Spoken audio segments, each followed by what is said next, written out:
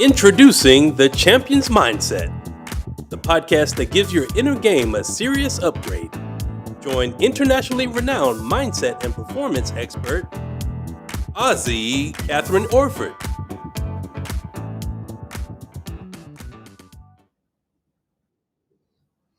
Hi there, everyone. Welcome back. If you've been on the podcast before, welcome if this is your first time. My name's KATHRYN Orford, and I am so excited you're here. I'm really going to approach the topic that I get reached out by parents all the time about, that really would love their teenage athlete to land a college scholarship. I mean, who wouldn't? It can save you somewhere between $200,000 and $300,000 that I'm sure you could use that money in other places. But as parents, we obviously want to set our young people up for success, to do whatever it is that their heart desires. So this podcast is very much about the 5 reasons that talented teenage athletes don't actually land those college scholarships. So shall we get into it? Okie doke. And feel free to comment, by the way. There is a comment section. I'm not going to be able to see it, but please comment and I'll have a little look when I look at the rerun. So here we go. So I work with, just a little bit of background, for the last 18, coming up for 19 years probably, I've been working with all sorts of different individual and team, individual athletes and sporting teams, as well as performers, because I do have a performing arts background. I'm a former professional dancer. Before that, I was actually a talented athlete. So it's my passion is to help these amazingly talented young people to really live out their dreams. Okay, so let's get into it, shall we? We're going to have a little look at the 5 reasons. And in actual fact, at the end, I've actually got a bonus one as well. So there's more than 5. There's probably a lot more, to be honest, but for this pod, I'm going to go over 5. So did you know that there are 7 million high school athletes in the US who have dreams of playing at a collegiate level? But only 7% out of 7 million will make that jump into playing for a college sport at an NCAA institution. Pretty low stats, right? So you've got to be outstanding to be noticed, and you've got to make sure you're not making any of these mistakes that I'm going to share with you. Here's some more. Approximately 2% of high school athletes are actually awarded an athletic college scholarship. So talent alone is not the deciding factor. And this is where a lot of parents do get tripped up, I think. So mindset, once they've got the skills, mindset matters more than talent. I'm going to say that again. Mindset matters more or just as much as if they're talented. College coaches are looking for mentally tough athletes. They want athletes that can bounce back quickly, take on the feedback, not get offended by it, and perform consistently, not just when things are going their way.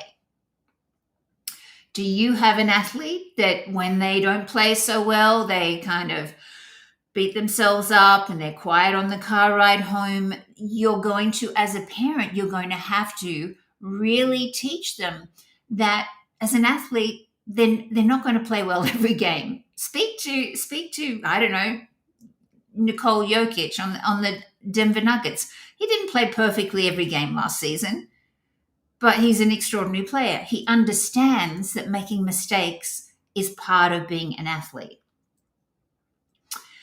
Now, here's a huge one that trips up so many people that I coach. It's all of that negative self-talk. Can you relate? If you're a coach, if you're a parent, or perhaps you're even the athlete yourself. I'll never make the varsity team. Or I'm hopeless, I'm never going to land that scholarship. One of the things I'm super passionate about is actually working with clients and with sporting teams to really teach them to take control of that. They don't have to, do you know that you don't have to live with that inner critic for the rest of your life? Why do I know this? Some of you know this because I share it on most of the podcasts. About 35 years ago, my inner critic was having a field day, chastising me and telling me I was so pathetic, I couldn't even organize my own suicide properly. Now, I'm here to tell a story, so all is well. And actually, the breaking of me was the making of me. However, back then, I didn't know anyone else had an inner critic. We didn't talk about mental health all those years ago, and we certainly didn't talk about inner critics. I started studying NLP, neuro-linguistic programming, how we program our brain.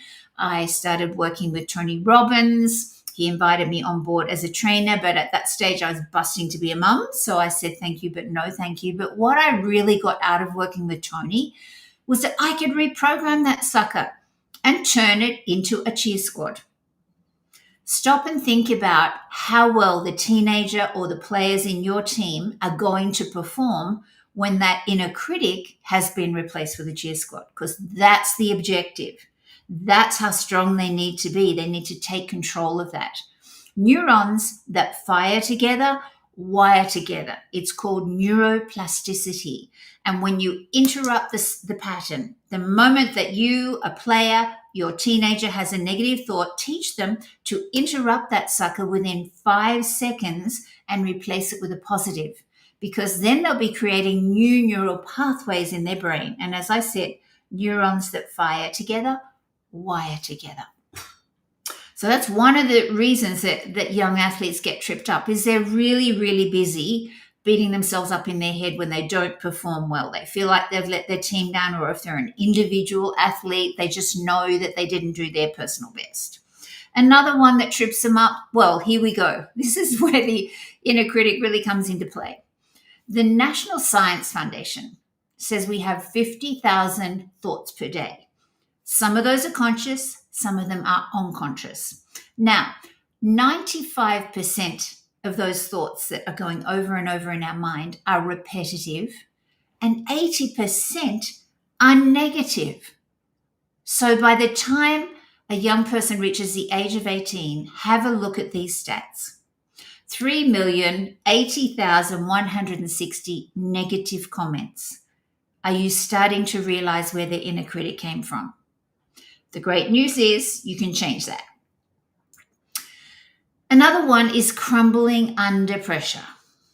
I had the pleasure of working with 2 different clients back in Australia, and I'd love to share a little bit about them, because one of them was dubbed as the next big thing in Paralympics. She was a little dwarf swimmer, and she'd only been competing for 2 years, but she was doing really well. So well that they were saying, oh, wow, this is our next superstar. When she came to me, she was riddled with anxiety because she had all these huge expectations to live up to. Now, some athletes will actually thrive under those expectations, but a lot of them won't. And she was a mess. We had 2 2-hour sessions together before she was heading to the Trans-Tasman Championships. And part of the process that I do when I'm working with a client or a team is I get them to write a script written in the past tense as if it's already happened, all in transformational vocabulary based on their learning styles of their absolutely ideal outcome. I only got Sarah's script back to her because she wrote it, then I tweaked it a little bit. I got the script back to her the night before she was flying down to do this national championships in Tasmania. And I said to her, Sarah, read it tonight before you go to bed. Read it first thing in the morning when you get up. Read it all the way down in the plane. Read it tomorrow night when you go to bed. And obviously I have a 5-part process that I teach called the Inner Game of Winning, and reading the script is part of it. Anyway, Sarah went down to Tasmania. She was in eight events. She came home with 8 gold medals. She did 6 PBs, or you call them, I think, PRs here, personal records. And she shaved 6 seconds off her 200 meters individual medley. Now, 6 seconds over 200 meters, if you swim or run or anything like that, that's massive. So her coach, Jackie, said, Kathryn, what are you doing? Like 6 seconds over 200 meters, nobody does that. And so she then invited me to come and work with her whole elite swimming squad. So that was actually Sarah. And that's Sarah on one side of the screen that you'll see with me. And then on the other side is Brad Dalton, who is a former dual Olympian basketball player for Australia. And I had worked with his under 22 youth league years before. They had never won a state championship. My daughter was playing basketball at the time at his club, and when they found out what I did, they said, "Oh, would you come and work with us? We've been playing together since we were 12, but we've never won a state championship." I worked with Brad's team, and they won. From fifth, they were coming fifth halfway through the conference. They won the whole state championship in extra time. And then I was living in Hawaii. I couldn't help Brad because he called out to me and said, "Hey, can you work with my St. Augustine's team?" We got to the Nationals, which is a varsity team, high school varsity team. And I think they've got a pretty good chance of winning. Would you work with them? But I was actually going to be on the plane flying back to Australia to live, literally as they were going to be driving down and preparing for the championships. And I was busy packing. I said, "I'm so sorry, Brad, but you know what I do. So why don't you do your version of what my version? Why don't you do your version of my version of what I do?" And he did. And they won the whole national championships. Now, in that team that won the nationals, there were 3 Sudanese boys, 2 brothers and a cousin. Now, they immediately got scooped up for college scholarships over here in the US. So Brad rings me and says, "KATHRYN, would you work with my St. Augustine's varsity team, because we've lost our stars and they do not think that they can win without their stars." This is how much mindset has to do with it, right? He said, they've actually got good skills. I mean, he's a former dual Olympian. He knows how to train basketball players, right? But he said, I don't have the depth I had last year, but I have good players. And I said, "Yeah, sure, I'll come and work with them." I did. And this is them. They were getting thrashed, by the way, totally thrashed. And of course, the moment that we started working together, we did 3 2-hour sessions. And the moment we started working together, after that first session, they won that game. I teach all of my athletes and performers how to anchor in that success so that they can actually let that, that trigger go, that we call it an anchor, when they're about to do it again. And so they just kept on winning and winning and winning. Blow me down. We get to the conference final. We're playing a team that had thrashed the boys twice during the regular season. I don't think that coach did his homework, because that other coach,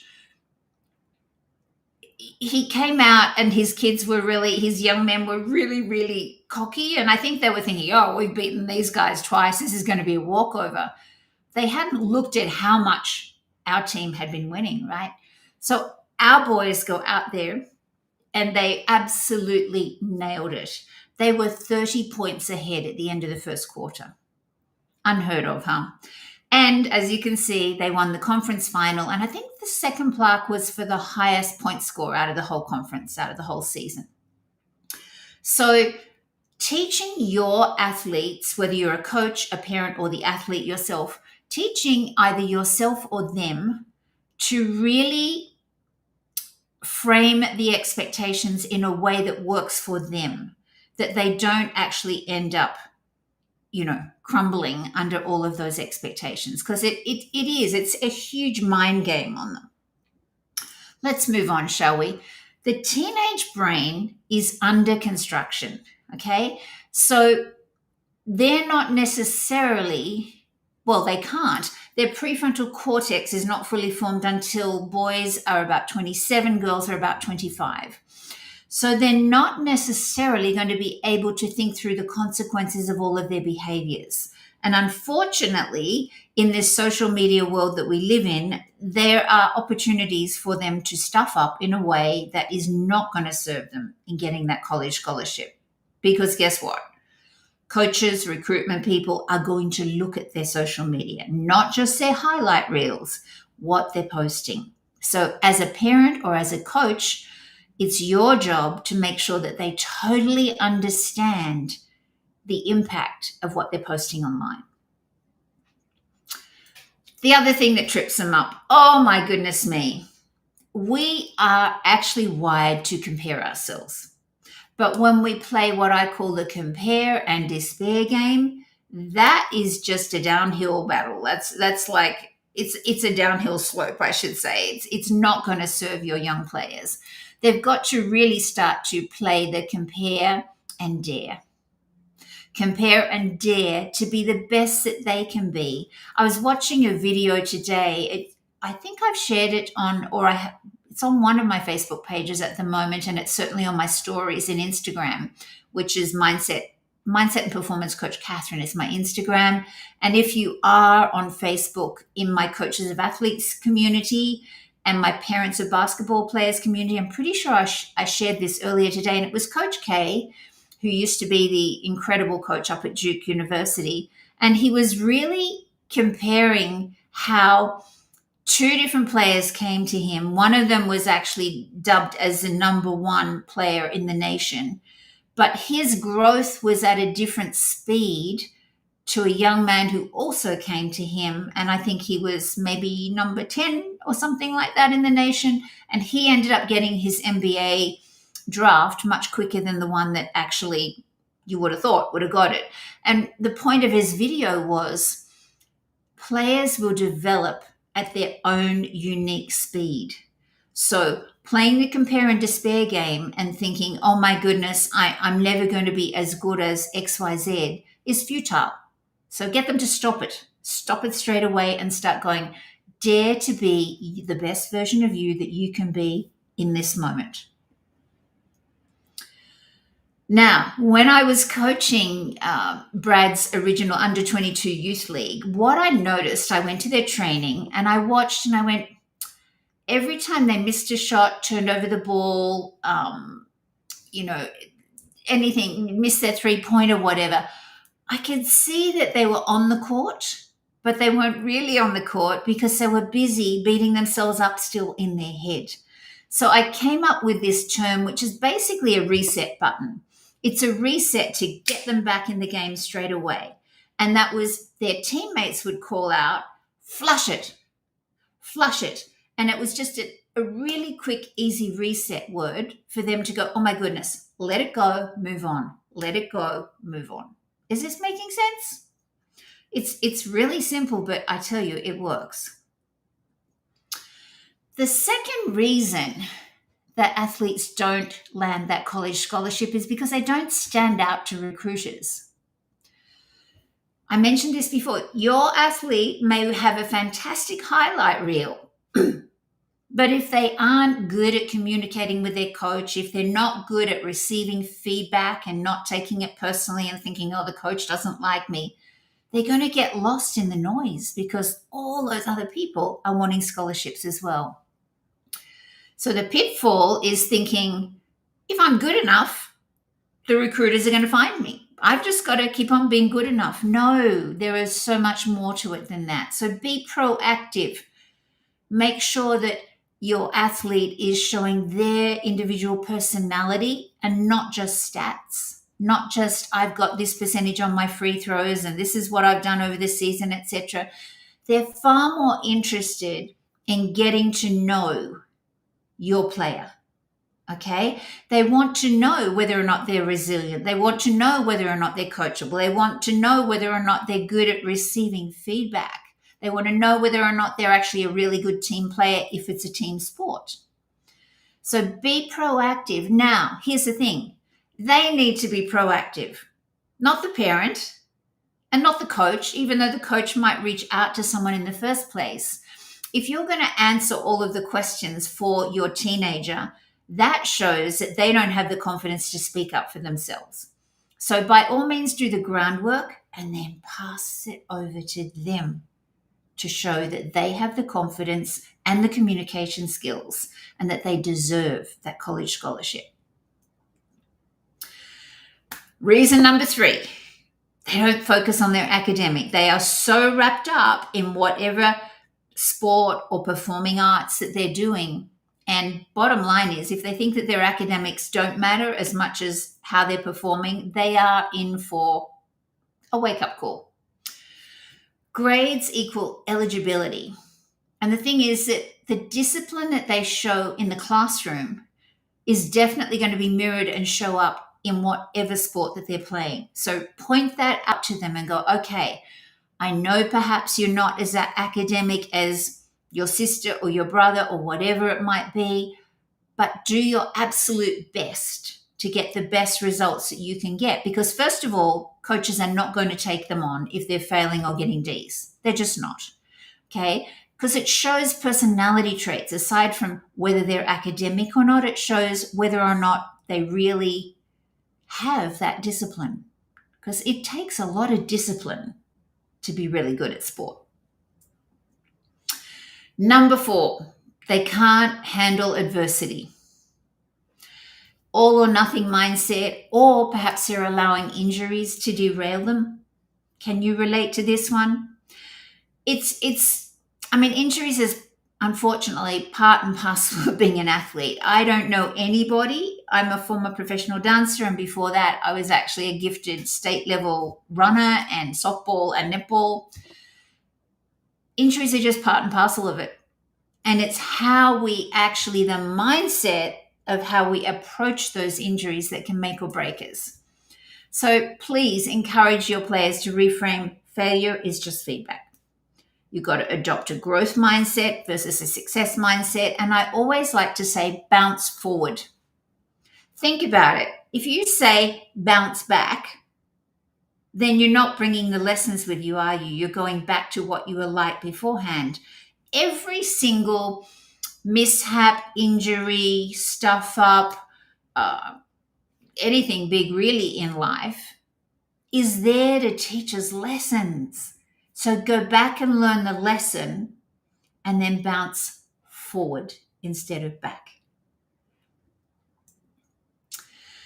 Yeah. So this is a sort of negative self-talk of a poor girl that's getting injured. I'll never recover in time to compete this season. As I said, it's part of the landscape. They are going to have injuries. It's their mindset that's going to determine whether they recover and come back stronger or not.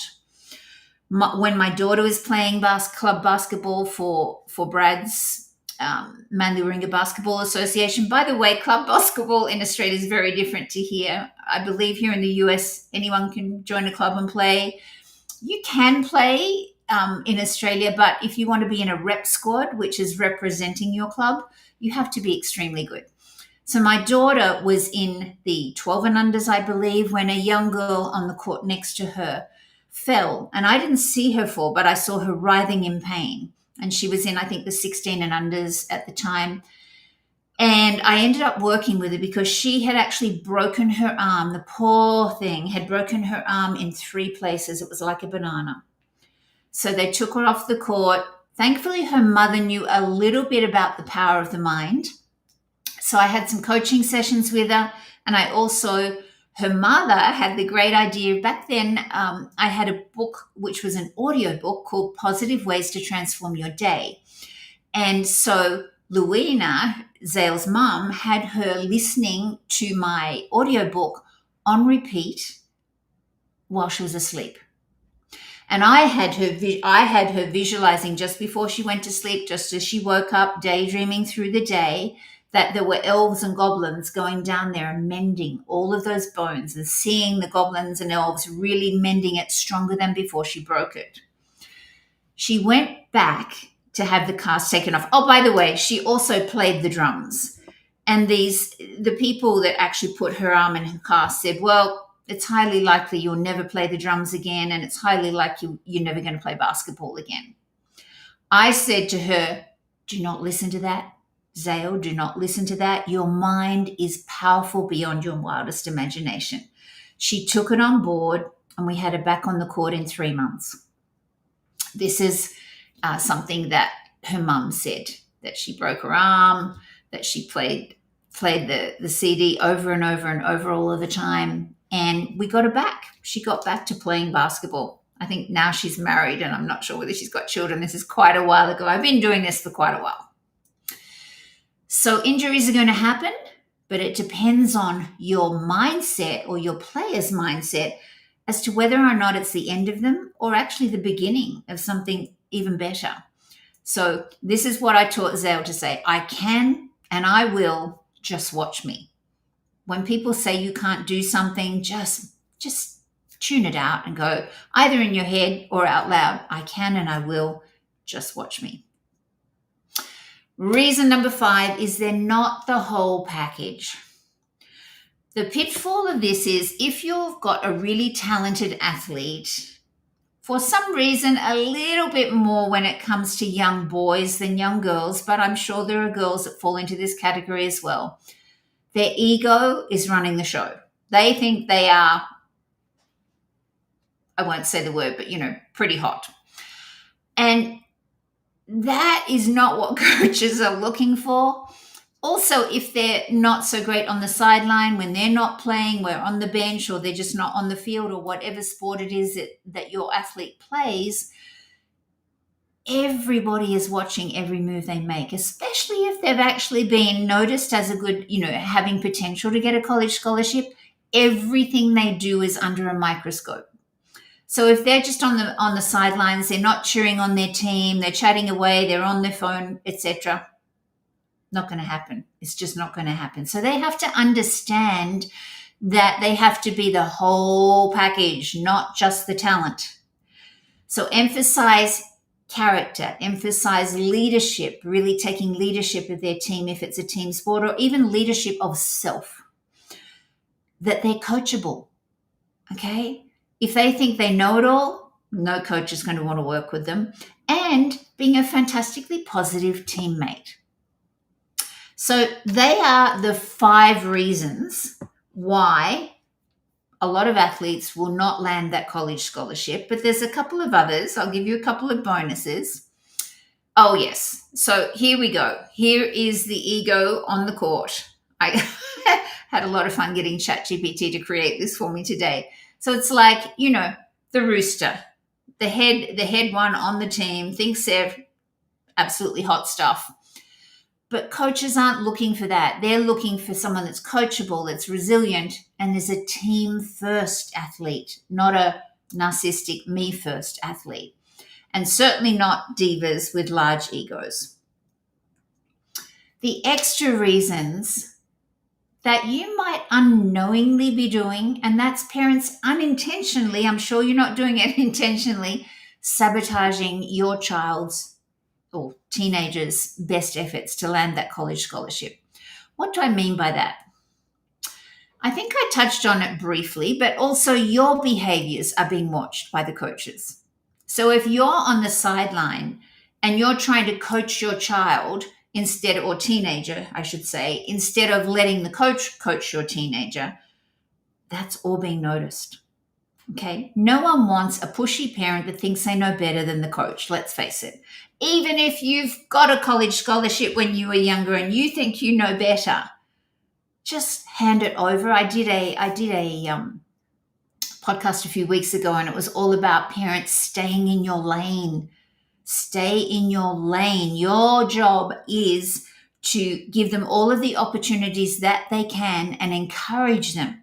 That's it. That's it. You're not their coach. Hand that over to the coach to do.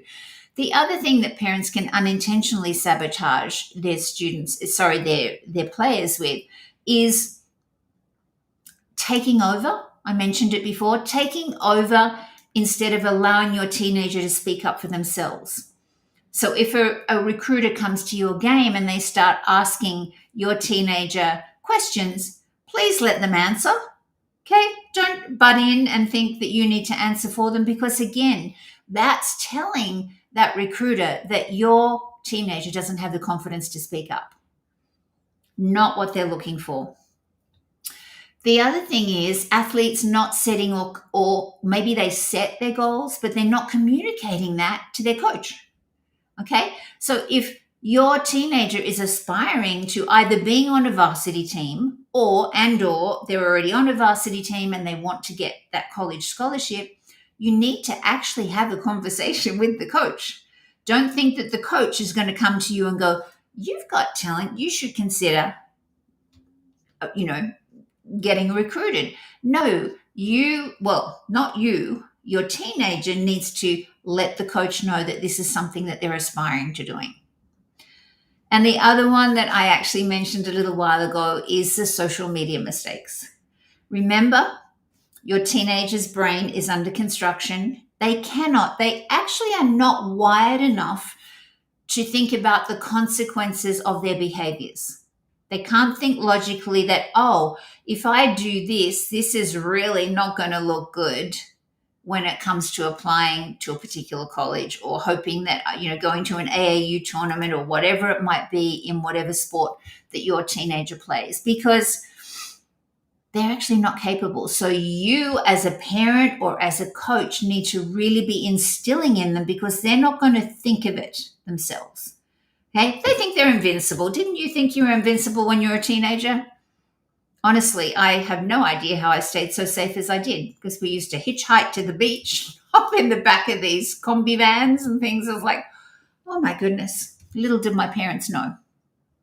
So that's what I'm talking about, is their brain is under construction. So you cannot expect them to really think through logically the consequences of each choice and behavior that they're choosing.